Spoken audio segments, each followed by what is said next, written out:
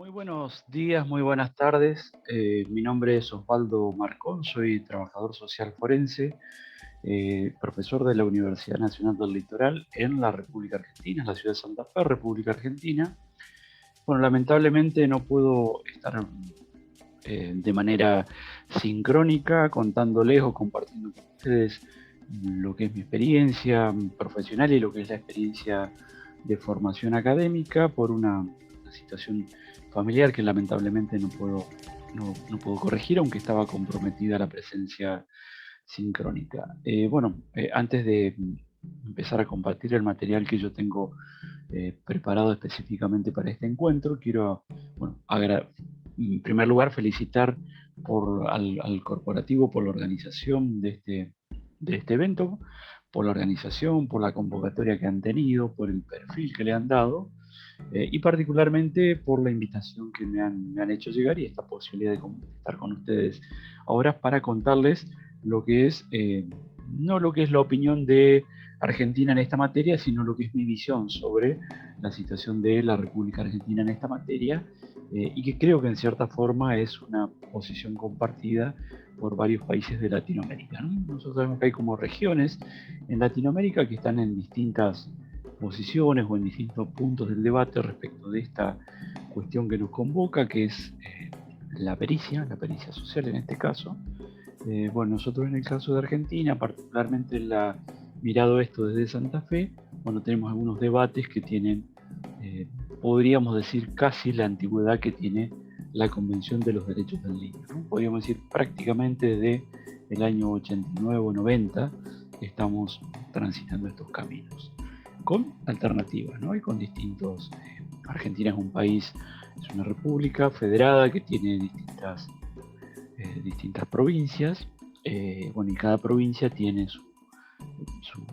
y una ciudad autónoma que también, hay una discusión ahí si tiene rango de provincia o no, pero son distritos, cada uno de esos distritos tiene códigos procesales, provinciales, locales, y hay una legislación nacional, por lo tanto hay algo común a todo el país, pero cada provincia luego tiene sus particularidades, ¿no? En el caso del debate actual, yo lo que voy a hacer ahora es empezar a compartir una pantalla con algún PowerPoint que estaba preparado para llevarlo más o menos organizado.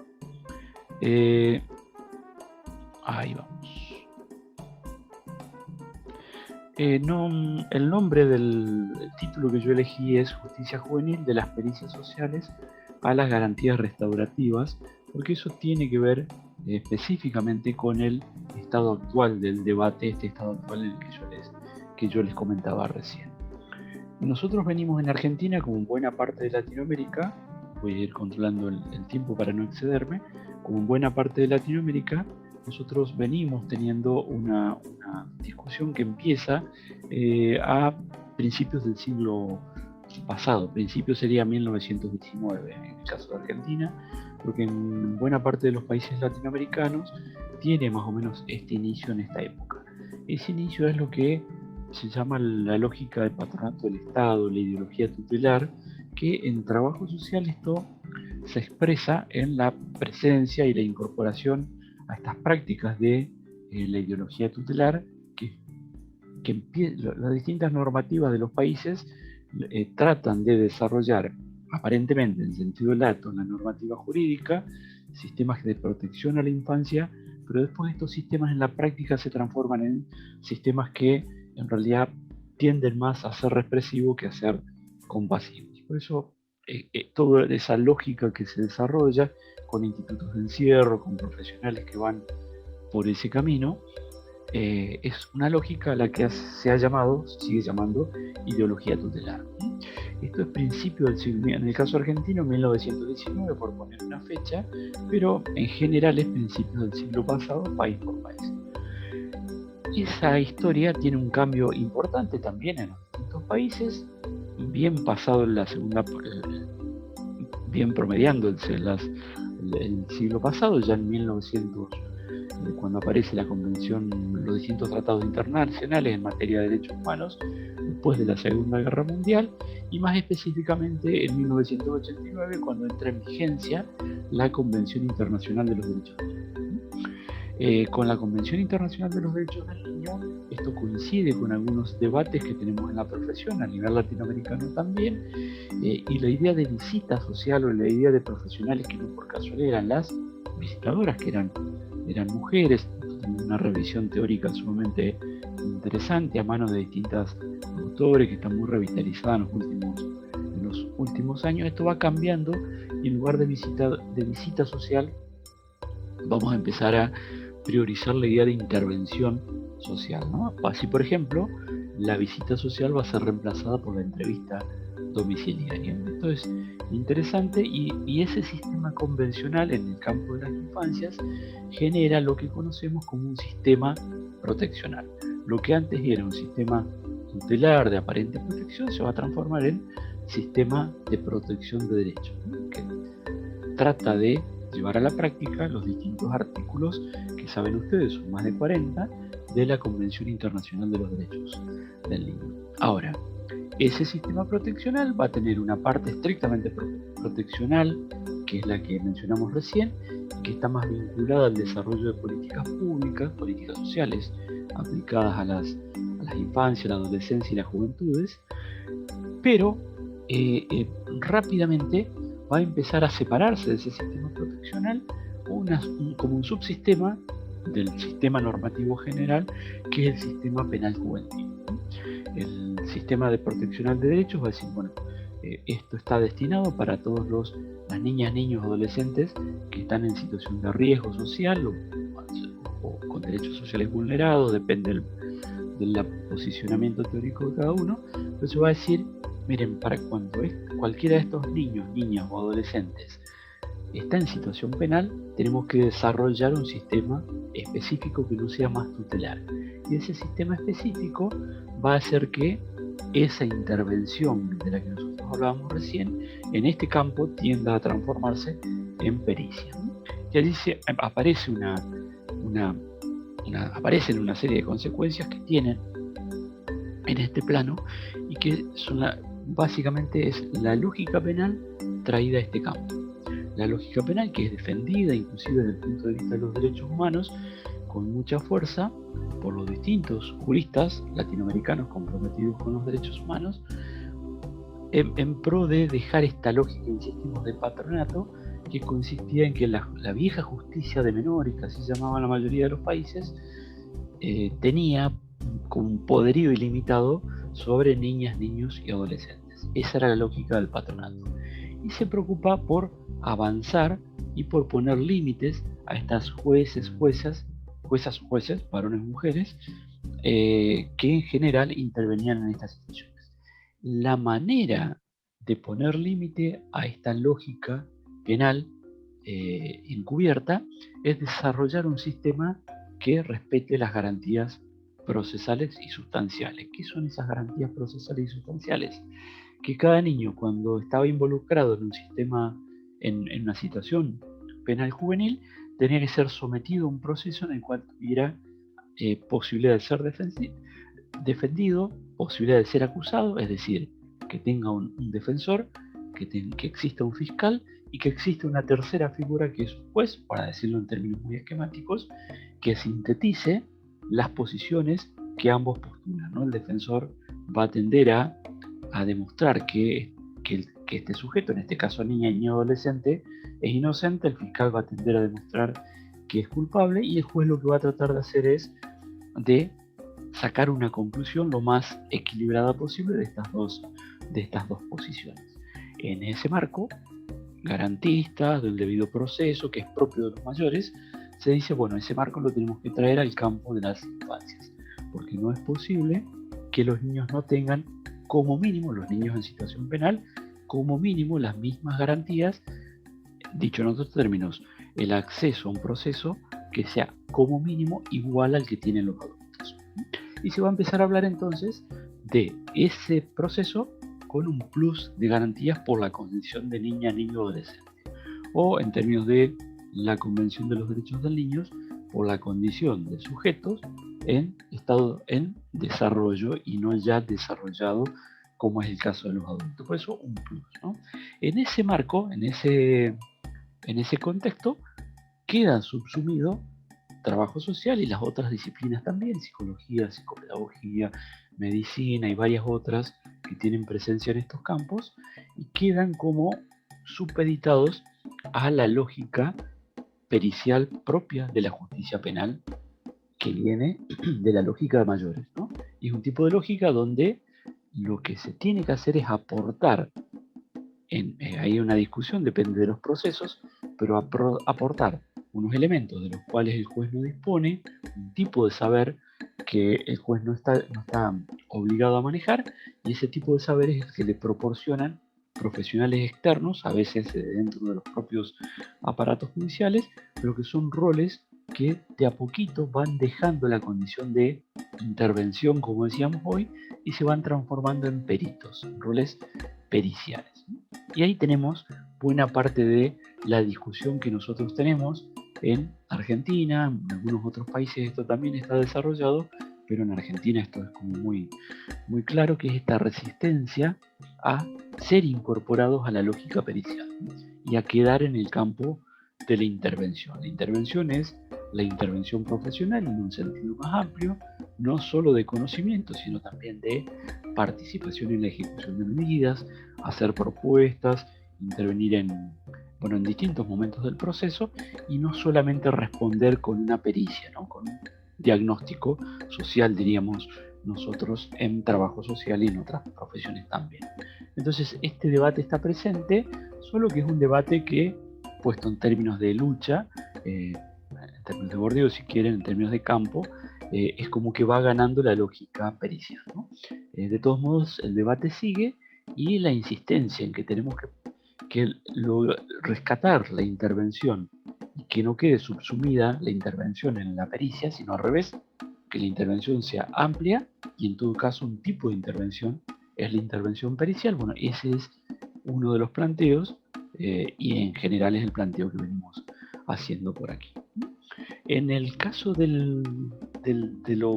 la pericia, lo que tenemos como idea fuerza es la idea de que viene de la justicia de mayores, que tiene como un peso bien de las ciencias duras, un peso objetivista propio del positivismo, que es traído a las ciencias blandas como la específica de trabajo social. Entonces, por ejemplo, en la lógica de mayores, para tomar el ejemplo que tenemos allí, hay un accidente en la calle, hay un choque, un vehículo, un auto, un carro, y el juez necesita saber, tener una estimación pericial por parte de un profesional de las ciencias duras, un ingeniero, que diga, bueno, ese vehículo por el rasgo de la frenada, por el tipo de vehículo que es, por el peso que tiene, venía a tal velocidad, ¿no? Eso va a ser el resultado de su investigación, eso lo va a agregar al expediente o al juicio, y ese dato va a servir dentro de un año, va a tener el mismo peso que pudo tener hoy. Sucede que esto, traído al campo de las ciencias blandas, sabemos que no funciona de la misma manera. En las ciencias blandas, el sujeto que conoce hoy, ¿no? Cuando interviene respecto de, por ejemplo, lo que es una adopción, un acogimiento, una situación de violencia, discusión por cuotas de alimentos, decimos acá, que lo que el padre tiene que pasarle al hijo, luego de la separación, etcétera, son cosas que dependen de los momentos, ¿no? Que pueden variar, inclusive día a día. Ni hablar en el ejemplo del año que decíamos, ¿no? Al cabo del año esto puede variar. Otro problema es que la propia naturaleza de los conocimientos de las ciencias duras les permite hacer afirmaciones que no podemos hacer en las ciencias blandas. Por eso insistimos mucho en esto de estar atentos a qué es lo que trae consigo esto de la nominación de peritos y de pericias. A ese debate lo venimos dando, es como que obviamente la cuestión pericial también, pero se viene dando. En el campo, cuando lo que domina es la idea de pericia, lo que aparece es la idea de auxilio especializado externo. Es como que la jueza o el juez, o el fiscal o el defensor, o quien fuere, pueden pedir a alguien que lo auxilie externamente, pero está como por fuera del proceso. Aporta y no tiene incidencia al interior del proceso. La otra característica es que la pericia está dirigida a conocer. Lo que le están pidiendo es un producto del conocimiento para la intervención, pero un producto del conocimiento.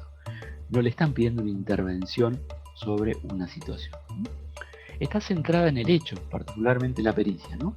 Y recordemos que estamos hablando de la justicia, en este caso, de la justicia juvenil, dicho en términos generales, de menores, se sigue llamando en algunos lugares, infanto-juvenil, etcétera, etcétera, ¿no?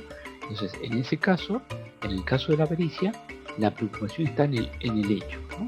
¿Qué es lo que sucedió? Si es responsable, si no es responsable, y en todo caso, algunos datos que pueden servir a la jueza o al juez para morigerar la pena, para adoptar una medida determinada, etcétera, pero el objetivo es, otra vez, el hecho, ¿no? Hay distintos profesionales, pero la cosa está centrada en el hecho, ¿no? Usualmente en el caso de la pericia se habla de punto pericial. No siempre, en algunos países esto está más avanzado, en otros menos, que es el punto pericial. Es la idea de que al profesional se le piden expresamente que se pida o que diga qué opinión profesional tiene sobre tal o cual cosa. Por ejemplo, qué capacidad tiene tal persona para el ejercicio de su condición de papá o de mamá, ¿no? Las funciones parentales, se dice por ahí en Argentina. En cambio, cuando uno se va corriendo hacia el lugar de la intervención, lo que va haciendo es que hay una participación en la producción del conocimiento, pero una participación más amplia, ¿no? Hay más discusiones con los profesionales que cumplen funciones de jueces, de fiscales, etc. Hay más diálogo, hay más conversación y no meramente un producto que se busca al final como pericia y que se agrega. En este caso, en el caso de la intervención, si bien va dirigida al conocimiento, pero no está dirigida de manera excluyente al conocimiento. Está como mucho más abierta la posibilidad de que al profesional se le pida un tipo de intervención centrada, valga la redundancia o la repetición, centrada en la intervención profesional. Otra característica es que es un tipo de intervención que viene informada, uniformada puede ser también, o informado le da forma el conflicto sociojurídico de origen. No es la lógica pericial esta de externidad o de cosa que se dice desde afuera. Está adentro, se lee el conflicto y el conflicto se analiza de manera compleja, incluyendo el propio aparato en el cual se está trabajando. Por eso es un tipo de actuación que viene informada y también que está habilitada para llamar la atención. En el otro caso, en la pericia, está centrada en el punto y acá está como también con la posibilidad de ofrecer algún tipo de conocimiento que esté un poquito más allá del punto, ¿no? Aquello que aparece y que uno puede decir, a ver, es importante que yo diga esto en mi informe o en la audiencia o en la conversación que tenga con los profesionales, porque esto muestra de otra manera el conflicto con el cual estamos trabajando. En esa lógica penal de la que nosotros estamos hablando, penal juvenil, de menores, de justicia juvenil, de responsabilización penal juvenil, lo que aparece es la influencia de la lógica penal en general. En la lógica penal, y esto es interesante para tenerlo en cuenta, los sistemas de justicia en general, pero el penal particularmente, está pensado para intervenir sobre situaciones que son, aunque suene raro, pero que van por fuera de la norma, ¿eh? Cuando uno tiene estadísticamente una incidencia demasiado importante de transgresión penal, es como que los aparatos judiciales quedan fuera de foco. No fueron pensados para eso. Fueron pensados para desvíos de la norma, pero desvíos que estadísticamente no son la norma general, son grupos minoritarios, entonces pueden seguir funcionando. Las bases de ese funcionamiento vienen dadas por la existencia de equidad social. Entonces la justicia penal juvenil fue pensada y es pensada bajo el supuesto o con la metáfora, si quieren ustedes, algunos dicen con el eufemismo, de las condiciones de equidad social. ¿Cuál es el problema que tenemos? Que esas condiciones de equidad social en la mayoría de nuestros países, sino en todos los países latinoamericanos, y no solo latinoamericanos, pero estamos hablando de los latinoamericanos, esa equidad social no existe. ¿Mm? En algunos casos está más resquebrajada que en otros, pero en general la equidad social no existe. Por ejemplo, por lo tanto, las condiciones de base para que esa justicia juvenil funcione de acuerdo a cómo fue pensada no están dadas. Entonces aparece un fenómeno que un jurista argentino llama de alienación jurídica, ¿no? Es como que están invertidas las cosas, ¿no? El medio y el fin aparecen como travestido también, podríamos decir, ¿no?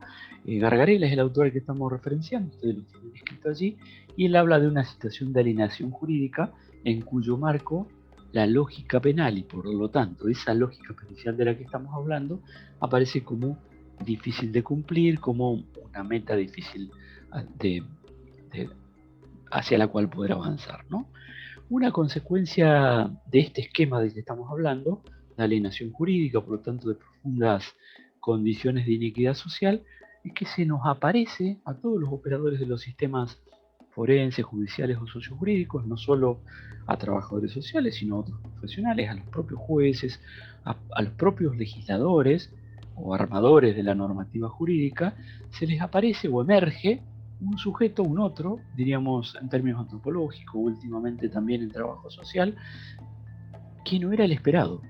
Como es inesperado, sorprende y no se sabe muy bien qué hacer frente a eso. Entonces la reacción termina siendo un tipo de reacción desesperada porque ese otro inesperado aparece como desafiante.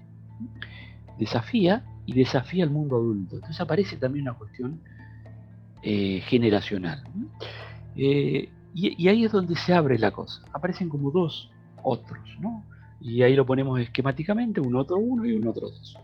El otro uno es el que aparece como el adolescente de sectores medios, el que va a la escuela, el que no tiene derechos sociales vulnerados, por lo menos gravemente vulnerados, que satisface sus necesidades básicas, que tiene acceso a internet, a salud y a otros recursos. En cambio, el otro adolescente es el adolescente que no tiene acceso, que está socialmente excluido y al que ya no se lo llama adolescente, sino que se lo llama adolescente delincuente o joven delincuente. La reacción frente al otro uno, al que nosotros decimos el que está socialmente incluido, etc., es un tipo de reacción que en general incluye la utilización como recursos de los recursos propios de los sistemas escolares, los sistemas de salud, que parten de la idea de que la adolescencia, es decir, esta edad en la cual estos adolescentes, reaccionan de esta manera desafiante, recordemos la placa anterior, inesperada, pero desafiante, en realidad están en teoría previstos, ¿no? Inclusive ahí están atravesando un periodo que es el periodo de la moratoria social, por la cual, entre comillas, se le perdonan muchas cosas, ¿no? Hay comportamientos que se dice, bueno, está modificando su cuerpo, se ve sorprendido, el esquema corporal que él tenía se está modificando y no coincide con el cuerpo, anda por la vida chocándose todo, en casa, en la facultad, en la escuela, choca las cosas, sexualmente se siente de una manera particular, está cambiando está haciendo un duelo por el cuerpo perdido y está tratando de adaptarse al cuerpo nuevo. Bueno, y es un sujeto que se revela ante el orden, ¿no? Por eso es desafiante, decíamos. Para esto se reacciona a través de servicios especializados, psicológicos, psicopedagógicos, médicos, docentes, etcétera, etcétera. Es el sector que es el adolescente medio socialmente incluido. Para el otro dos, el adolescente de sectores sociales socialmente excluidos, esa misma adolescencia es tratada de otra manera. Surge de otra, y ustedes podrán pensar y decir, bueno, está bien, pero las conductas no son las mismas. El punto es que la base de las conductas y la condición psicoevolutiva es la misma, es que socialmente hay otra reacción, por lo tanto hay otra configuración de esa reacción y eso potencia las conductas. Esa potenciación, esa manera de reaccionar socialmente, es un tipo de reacción que es penal. La propia justicia penal juvenil de la que estamos hablando es un tipo de justicia que dice, decíamos hace un rato, le vamos a garantizar que sea sometido a un juicio justo, que se siente un fiscal, un defensor, que es lo mismo que tienen los adultos. Ahora, esa reacción es un tipo de reacción que le indica algo al sujeto. Yo reacciono de esa manera y de esa manera le indico que él está comportándose como un, entre comillas, yo no adhiero a esta manera de hablar, pero para entendernos, este sujeto es un adolescente, pero es delincuente, y por lo tanto respondemos con delincuencia, con aparato penal. Aun cuando dentro del aparato penal, digamos, también hay psicólogos, psicopedagogos, pero esa presencia de profesionales está teñida por el aparato, ¿no? Esa escena es subjetiva, configura una manera de ser. Solemos usar este ejemplo. Si yo como padre a un hijo que está ingresando a la adolescencia un poco antes, en realidad, o de niño inclusive, ¿no? Pensemos en un niño, cuando tiene sed, yo le doy agua, él la próxima vez que tenga sed, o varias veces, ¿no? Obviamente no es una sola vez, o varias veces, cuando tenga sed, o me va a pedir agua o va a buscar agua. Ahora, si yo cuando ese niño tiene sed, no reacciono dándole agua, sino que reacciono dándole alguna de estas gaseosas internacionalmente famosas, y siempre le doy esa, en realidad la próxima vez que él tenga sed, lo que él me va a pedir es esa gaseosa y no agua. En este caso es algo de ese orden, ¿no? Valga, por supuesto que se puede discutir el ejemplo, pero valga más o menos la idea que estoy tratando de transmitir. Si nosotros frente a la adolescencia reaccionamos con educación, con servicios de salud, subjetivamos de una manera, pero cuando reaccionamos con el aparato penal, subjetivamos de otra manera. Por eso es que la cuestión va por el lado de empezar a reaccionar ya no penalmente. Por lo tanto, lo que se está discutiendo es la manera de reaccionar de todo el aparato, pero también de los trabajadores sociales. Cuando decimos, intervenimos desde la pericia y como peritos. Lo digo sabiendo que esto es conflictivo, es discutible, pero a lo que se apunta, y por eso el título del inicio de esta intervención es de las garantías, es hacia las garantías restaurativas, que es esto: poder garantizar o poder pensar las cosas no desde la lógica penal, incluyendo las pericias, sino ir progresivamente avanzando en serio, porque hay muchas cosas a las que, muchos procedimientos a los que se les llama restaurativos y no son restaurativos. Es como que encubren la lógica penal de fondo, siguen siendo de castigo. Por ejemplo, si yo le digo a un adolescente, bueno, mira, en lugar de aplicarte una sanción penal, vas a tener que ir a limpiar los vidrios de la escuela, la que agrediste, etcétera. Cuando yo le digo vas a tener que ir, en realidad le estoy aplicando lo mismo, que es una sanción menor, pero es una sanción. Cuando nosotros hablamos de justicia restaurativa, es de restaurar el daño, y esa restauración del daño se logra discutiendo, obviamente con mucha imaginación, con mucha habilidad, la medida que el joven está dispuesto a asumir, que el adolescente está dispuesto a asumir, y que la va a tomar en acuerdo con el sistema y también en corresponsabilidad. Por lo tanto, en esa corresponsabilización van a aparecer este adolescente, el aparato judicial y otros aparatos del Estado o de la comunidad que tengan algún tipo de responsabilidad.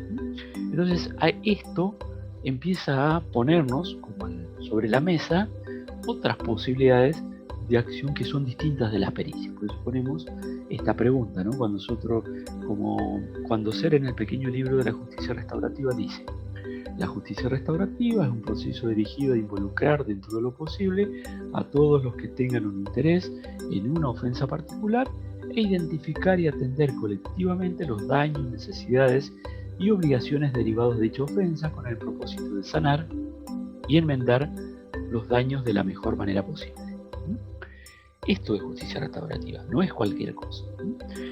Cuando nosotros hablamos de que esto es justicia restaurativa, podemos empezar a preguntarnos si es la pericia o es la intervención en el sentido amplio lo que tiene mayor afinidad con esta aspiración en términos de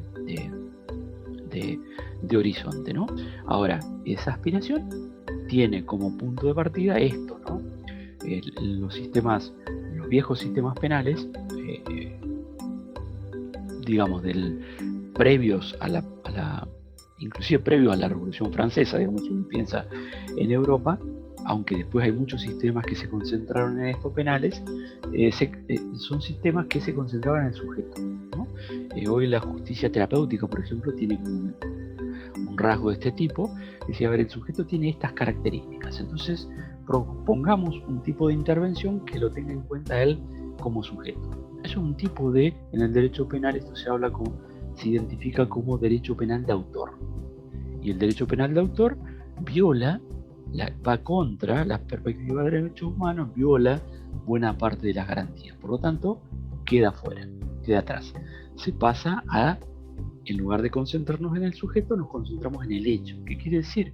La preocupación por saber si el sujeto cometió el hecho. No tanto cuáles son las características, sino si cometió o no el hecho. Si cometió el hecho, hay medidas sobre él. Si no cometió, no hay medidas sobre él. Si cometió, hay pena. Si no cometió, no hay pena. Por lo tanto, la discusión es sobre el hecho, la investigación, los aparatos institucionales van todos concentrados en el hecho. La justicia restaurativa propone corrernos, dejar atrás el sujeto, el hecho y, como veíamos recién, concentrarnos en el daño. Por lo tanto, el daño, concretamente el daño que surge de la situación penal de la que nosotros estamos hablando. Por lo tanto, hay una variación sustancial, no menor, decisiva a tener en cuenta cada vez que hablamos de justicia restaurativa.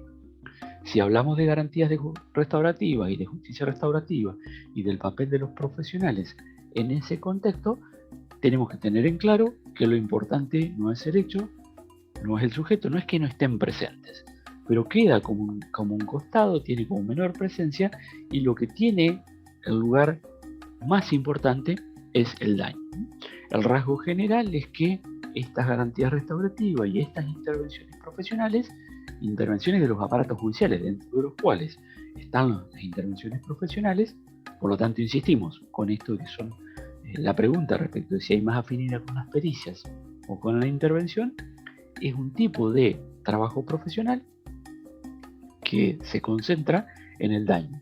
Ahora, el daño tiene varios planos, esos planos son el material, fácil de entender, se robó una computadora, un smartphone, un celular, un teléfono, lo que fuere, el daño psicológico, el plano psicológico, el plano de las relaciones, el plano del daño social a nivel de comunidad, el plano del daño hacia las relaciones de autoridad y el plano de reconstrucción de legitimidades. Todo esto es lo que es objeto del trabajo de la intervención profesional. Ahora, insistimos que este daño es el daño que se ha causado a raíz del hecho que motiva la intervención del aparato judicial. Todo el daño externo en realidad tiene que ver con el sistema proteccional del que hablamos hoy, ¿no? Son las políticas sociales, ¿no? No es que cualquier adolescente que está siendo víctima de derechos sociales vulnerados, que no tiene acceso a la salud, a la educación, lo que fuere, va a ser intervenido desde el punto de vista de la justicia restaurativa. Esos son programas de políticas que impulsa el Estado y que tienen otro sentido. Acá estamos hablando del daño que se provoca a raíz de una situación penal, pero que se reconfigura desde el punto de vista restaurativo. Y esto es importante también tener presente. Para llevar adelante este trabajo hay distintos dispositivos, ¿no? Yo les comento solamente algunos, ¿no? Porque hay muchísimos otros. Uno es las conferencias víctima-ofensor, que es sentarme, bien parecido a la mediación, pero no es la mediación. Hay una confusión ahí porque por ahí la mediación se presenta como justicia restaurativa y no necesariamente la mediación es restaurativa. Depende de cómo se hace, es parte de la justicia restaurativa. Si no, es una mera negociación, un acuerdo de partes, pero eso no es justicia restaurativa. Las conferencias familiares, que es incorporar a las familias a la discusión, los círculos de sentencia, estos son sumamente interesantes porque tienen la particularidad de que para dictar sentencia hay acuerdos circulares, ¿no? Reuniones con debates específicos. Por supuesto que todo esto está protocolizado, nosotros los mencionamos, ¿no? Círculos de paz comunitaria, distintas formas de mediación, como decía al principio, pero no cualquier tipo de mediación, tiene que ser mediación, no puede confundirse con la negociación de intereses y varios otros. ¿no? Pero hoy vuelve a estar y a tener peso la pregunta respecto de si eso les parece que tiene más afinidad con la intervención o con la pericia, y eso tiene que ver con estos debates que nosotros venimos dando, particularmente en esta región de Latinoamérica. Hay unas preguntas que son operativas, ¿no? Que son interesantes desde el punto de vista profesional, que son estas que ustedes ven allí, y que son muy afines a la manera de trabajar de los trabajadores sociales, trabajadores y trabajadoras sociales, ¿no? ¿Quién ha sido dañado? ¿Cuáles son sus necesidades? ¿Quién tiene la obligación de atenderlas?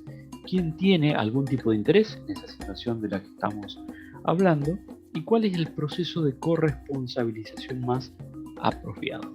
Cuando decimos corresponsabilización es importantísimo también, porque ya lo hemos mencionado al término, pero cuando uno habla de corresponsabilización está hablando ni más ni menos que de algo opuesto a la responsabilización penal. La lógica penal lo que busca es un responsable, o dos o tres, pero son los que han cometido el hecho penal. Acá, si bien eso tiene peso, acá hay otras responsabilidades que están puestas sobre la mesa.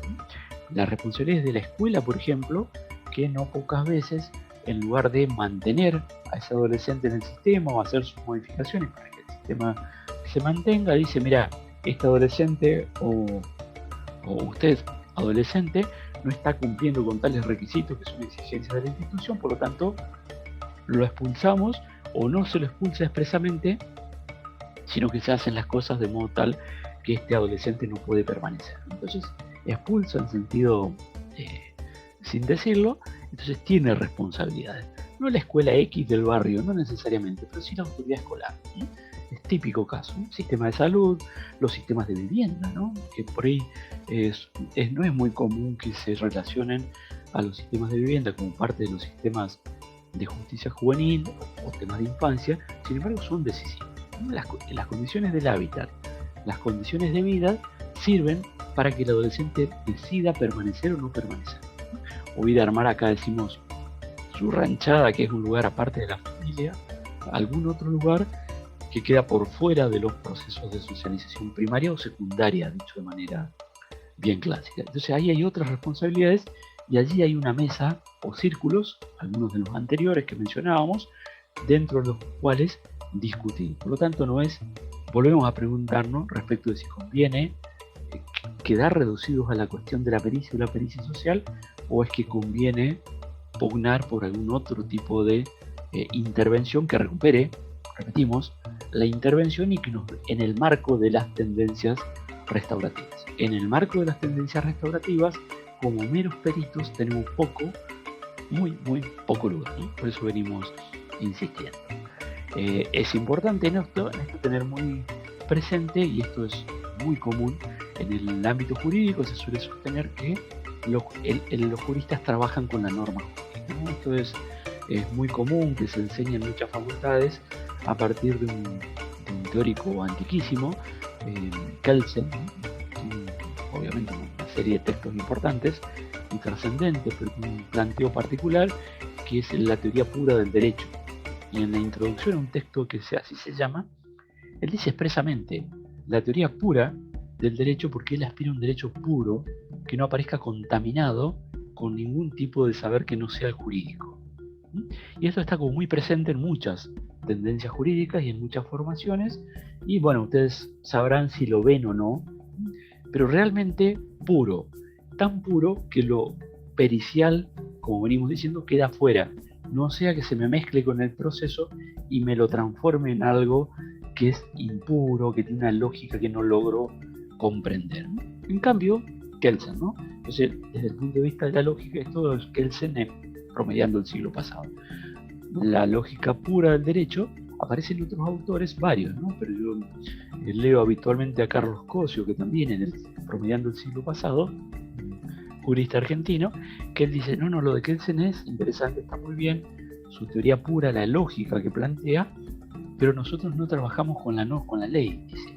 Nosotros trabajamos con las conductas humanas, vistas a través de la ley, eso sí, pero trabajamos con las conductas humanas, ¿no? Y para las intervenciones desde trabajo social, aún cuando estamos en el rol de peritos, de pericias sociales, esto es importante, ¿no? Tenerlo en cuenta. Nosotros no trabajamos con la norma jurídica en abstracto, porque inclusive la norma jurídica a veces es tan abstracta, tan pura, tan perfecta, que rompe con la realidad. Cosio viene a llamar la atención sobre eso, o vino a llamar la atención, es decir, miren, nosotros trabajamos con conductas humanas, ese es el sentido de la norma jurídica. Vistas a través de la norma, sí, pero con la conducta, no con la ley. Y eso es sumamente importante. Para ir finalizando, es interesante tener en cuenta esta discusión, o no, ustedes dirán, me parece demasiado alejado, pero por lo menos está bien, para ir mañana a trabajar, a desarrollar una pericia, porque me sortearon, como me dieron intervención, quizás todo esto sirva poco, ¿no?